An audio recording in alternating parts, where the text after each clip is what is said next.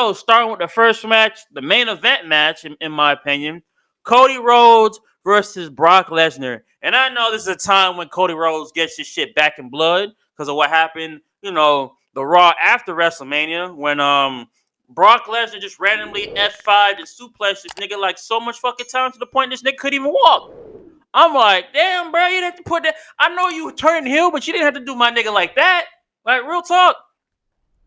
Like, and then now Brock, like, we still don't know the reason why Brock literally did what he did to Cody Rhodes. Understand you wanted to go heel, but you could have went heel on someone else. You couldn't have. It didn't have to be Cody. You could have went heel on Seth. Shoot, you could have went heel on Seth Rollins. You feel me? Even though we've seen that match so much goddamn times. I mean, so many times when he held the WWE title and he held the Universal title. So much, and it was like we seen that 2019 and way back when. So I'm guessing that's why they probably didn't do that, but doing my boy Cody dirty like that? Like, come on, bro. Like, I understand this is like the same goddamn storyline from 11 years ago, but y'all could have like switched it up, you feel me? Because, like, come on, man. Like, why you do my boy Cody like that? So now this man gotta go to Puerto Rico to get it back in blood and get his lick back and defeat this man.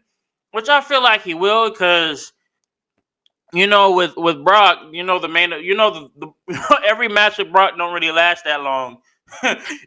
All his matches usually last 10 to 15 minutes. It don't last. It don't last longer than that shit. So, well, we already know that Cody's probably gonna be the only one doing actually fighting when this man Brock is just gonna do nothing but suplexes, nothing but F5s, nothing just basically barely fight and more finishers. That's all it is. More signatures and finishers than fighting. Because it's Brock Lesnar at the end of the fucking day. The nigga's like 40, in his 40s. I don't know what age he exactly is, but this dude is in his 40s. So he ain't really got that much left in the tank, but he can still move like a goddamn tank. You feel me? But I feel like the winner of that match is going to obviously be Cody. If it is Brock, that's going to be like shocking if it's going to be Brock winning this match. Because I mean, like, damn. Like, I understand you trying to have him lose, and get that, type of, heel side of Cody. But at the same time, it's Cody Rhodes. No matter how you put it, John Cena beat Brock 11 years ago. Cody's going to beat Brock when it comes to Saturday in Puerto Rico at Backlash. So it's going to happen. So next match we got on the list, your boy Bad Bunny versus Damian Priest in a San Juan street fight. And I know that shit gonna be crazy. If you have watched Bad Bunny wrestle in WWE like 3 years ago. No, 2 years ago, 2021, when this man was Damian Priest's partner at WrestleMania 37 in a tag team match versus John Morrison and The Miz. You already know my boy Bad Bunny killed that shit. I mean, he killed his first match in the WWE. Like, real talk, this dude went crazy. And to see how my boy elevated from 2 years ago to now is going to be fucking insane in my eyes, man. I mean, insane. My boy Bad Bunny can do no wrong, especially with that kendo stick in hand. You feel me? Because on last week Monday, this nigga laid waste to fucking Damian in that ring with that kendo stick. He's like, bro, don't. He's like, Damian was like, bro, you don't want to do this, bro. You don't do this. And Bad Bunny's like, fuck it, nigga. I want to do this. I want the smoke. Hiya! So, you feel me? So, like, my boy Bad Bunny go put in that work with a Damian. Plus, he already knows how Damian wrestles, and Damian already knows how Bad Bunny wrestles. So we already know it's going to be a crazy-ass street fight, man. A crazy-ass street match. It's going to be fucking tables. Obviously, he going to have help from Finn Balor, Rhea Ripley, and fucking Dominic. It's going to fucking happen. And you know my boy LWO is going to be in that shit, too. So he going to have help. The Bad Bunny going to have his help. Damian Priest going to have his help. It's going to be a big-ass brawl between both factions with Bad Bunny. So I'm excited. This is like one of the matches besides Cody Rhodes and Brock Lesnar that I'm looking forward to because you have a Latin megastar versus one of the heels, one of the big time heels of the Judgment Day, besides Finn Balor and Dominic. So, like I said, it's gonna be a crazy match between them two, and I'm looking forward. And I know it's gonna be hella entertaining to watch. So we just gotta see when the Saturday rolls around.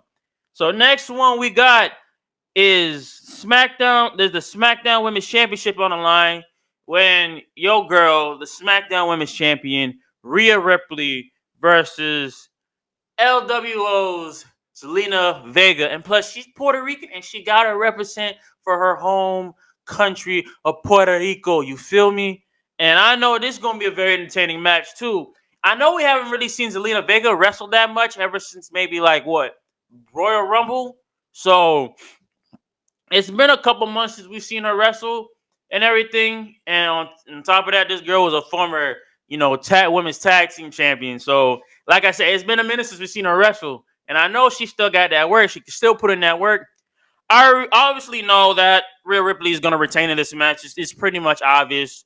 But if Zelina Vega won that SmackDown Women's Championship in Backlash, at Backlash in Puerto Rico, in her home country, bruh, you know how big that pop will be?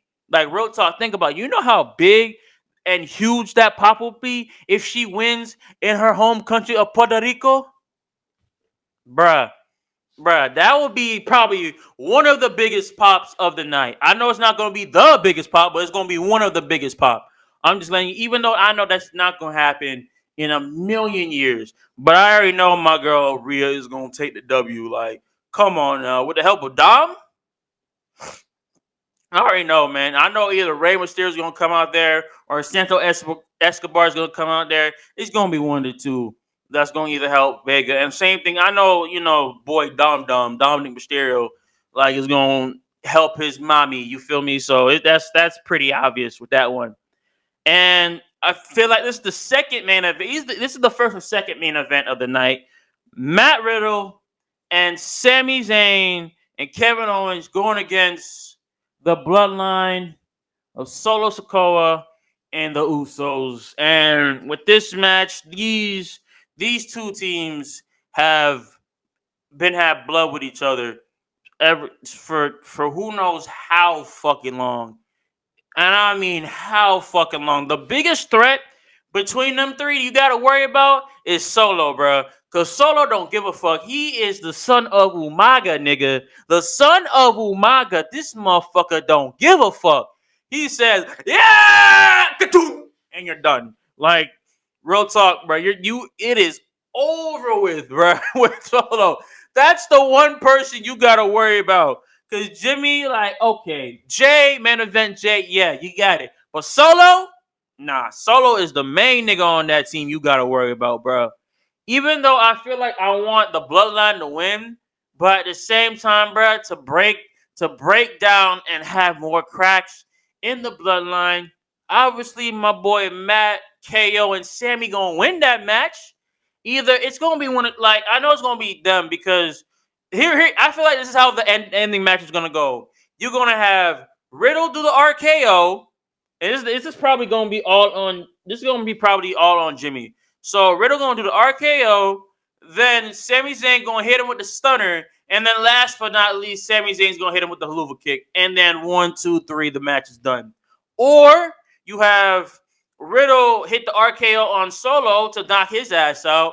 Then you have KO hit the stunner or either Jimmy or Jay, which is more likely going to be Jay, and then you have Sami Zayn hit the haluva kick on Jay, and then you 1, 2, 3, and then the match is done. So that's my two assumptions on how they're gonna win that match. But I know that shit gonna be hella crazy. I am looking forward to that match as well too. And the next one you got on the list is my girl, the EST of WWE, defending her Raw Women's Championship against Io Sky.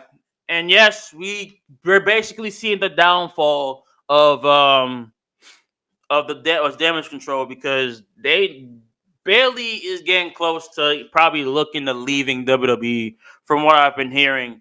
What I told from my last episode.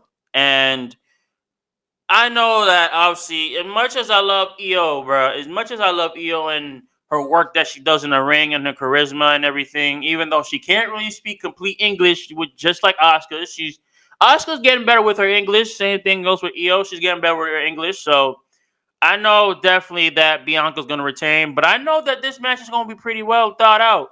Obviously, with the help of a little cheating from Bailey and Dakota, but we already know that your girl Bianca is going to definitely retain. That's without a doubt. Like, this girl is the second longest reigning Raw Women's Champion there is.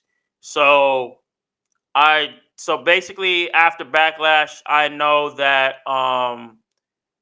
she's going to retain, and then she's going to switch to the SmackDown Women's title, because technically, no matter what title she does, she basically almost or technically already beaten Becky Lynch's reign. So she is probably now, after Backlash, she's going to be the longest women champion of all time. So, which I'm going to clap it up for that. I'm gonna clap it up for that for you, Bianca, because you doing the unthinkable. Plus, the like a amazing, excellent black woman beating like the most likable characters and more likable people of all time in WWE, Becky Lynch, and basically beating her reign on becoming the longest women's champion of all time. Yeah, you deserve that. You deserve claps. You deserve flowers, a standing ovation. Like, you doing it, girl. Keep doing what you gotta do. You feel me? Next one on the list, we got a triple threat match for the United States Championship. My boy Austin Theory, A-Town Down, going against the almighty Bobby Lashley and your boy Mr. Tsunami himself, Bronson Reed. And we already seen a very, very great triple threat, match for the United States Championship when it was a Survivor Series last year. So I already know it's not gonna be no different. This is gonna be I feel this is gonna be a banger of a match.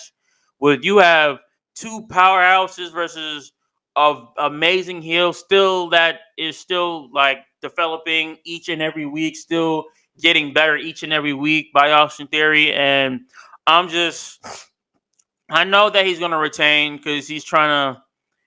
My boy is trying to hold that United States Championship for the longest he can go. So I feel like Austin Theory is definitely gonna retain his title.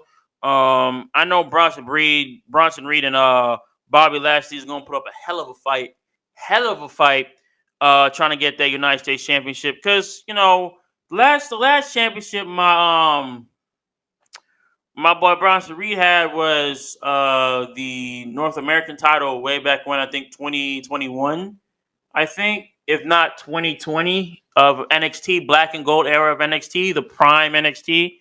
And last time um my boy Bobby won a championship was the United States title, I think back at SummerSlam, I'm thinking. But I just know at the end of the day, your boy, come on, Theory's gonna win that. I know that. And then the last match, and the match that no one fucking wanted, or we randomly got, was Seth freaking Rollins, the Visionary, versus the Nigerian Giant himself in MVP's corner is Omos. And this match was not fucking needed. Honestly, we could have just stopped at United States Championship and then bam, that's the whole entire card. But this match was just unfucking necessary at the end of the day. Like, why? Well, do we really need this match? Not really. But we're obviously Omos is not going to win this fucking match. It'll be surprising if he did beat the Visionary, but we all know 99% that nigga Omos is not winning shit against fucking Seth Rollins.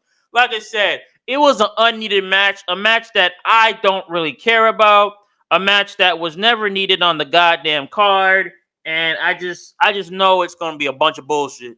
That match is a bunch of bullshit, and Why putting on this card? I don't know. Why Vince gave us this match? I don't fucking know. But I just know that if Seth loses this shit, this is going to be the biggest upset in fucking WWE history. But we all know your boy, Seth freaking Rollins, is not losing this match at all. At all. So that's all my predictions for Backlash this coming Saturday. I'm looking forward to Backlash. I know I'm hyped for Backlash. Like I said, all my predictions, I hope I am right, because if I'm wrong with one of them, it's gonna be a good. I'm like, okay, cool, but I know out of all these matches, I already know who's gonna retain. I already know who's gonna win. So Backlash in Puerto Rico, baby. Let's get it!